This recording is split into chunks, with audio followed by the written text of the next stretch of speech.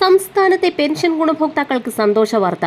സംസ്ഥാനത്ത് ജനുവരി മാസം മുതലുള്ള ആനുകൂല്യ വിതരണം പ്രഖ്യാപിച്ചു. അവതരിപ്പിക്കാൻ പോകുന്ന ബജറ്റ് മുന്നിൽ കണ്ടുകൊണ്ടാണ് സംസ്ഥാന സർക്കാരിന്റെ തിരക്കിട്ട നീക്കം. വിവിധ മേഖലകളിൽ ആനുകൂല്യം കൈപ്പറ്റുന്ന പെൻഷൻ ഗുണഭോക്താക്കൾക്കാണ് ആശ്വാസ വാർത്ത എത്തിയിരിക്കുന്നത്. 2025-26 സംസ്ഥാന ബജറ്റ് ഫെബ്രുവരി 7 അവതരിപ്പിക്കാനിരിക്കെയാണ് ധനമന്ത്രി കെ.എൻ. ബാലഗോപാൽ സുപ്രധാന വിതരണ അറിയിപ്പ് പുറത്തുവിട്ടത്.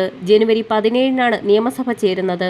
ബജറ്റ് അവതരണത്തിന് മുൻപ് സാമൂഹ്യ സുരക്ഷാ പെൻഷനിൽ ഒരു ഗഡുവും വിരമിച്ച സർക്കാർ ജീവനക്കാർക്കുള്ള പെൻഷൻ പരിഷ്കരണ കുടിശ്ശികയുടെ 4ാമത്തെ ഗഡുവും നൽകാനാണ് കെ.എൻ. ബാലഗോപാലിന്റെ നീക്കം. ഇതോടൊപ്പം തന്നെ 2025 ജനുവരി മുതൽ മാർച്ച് വരെയുള്ള കാലയളവിനുള്ളിൽ കുടിശ്ശികയായിരിക്കുന്ന സാമൂഹ്യ സുരക്ഷാ പെൻഷനിൽ ഒരു ഗഡു കൂടി വിതരണം ചെയ്യുമെന്ന് ധനവകുപ്പ് വ്യക്തമാക്കി. 2024 മാർച്ച് മാസം മുതൽ അതത് മാസത്തിലെ പെൻഷൻ തുക കൃത്യമായി വിതരണം ചെയ്യുന്നുണ്ട് എന്നും 2 സാമ്പത്തിക വർഷങ്ങളിലായി കുടിശ്ശികയായി കിടക്കുന്ന പെൻഷൻ തുക തീർത്തു വിതരണം ചെയ്യുമെന്നും അദ്ദേഹം കൂട്ടിച്ചേർത്തു. ഇതോടൊപ്പം തന്നെ പെൻഷൻ പരിഷ്കരണ കുടിശ്ശികയുടെ 4ാം ഗഡു നൽകാൻ 572.90 കോടി രൂപ വേണമെന്ന് ധനവകുപ്പ് വ്യക്തമാക്കിയിട്ടുണ്ട്.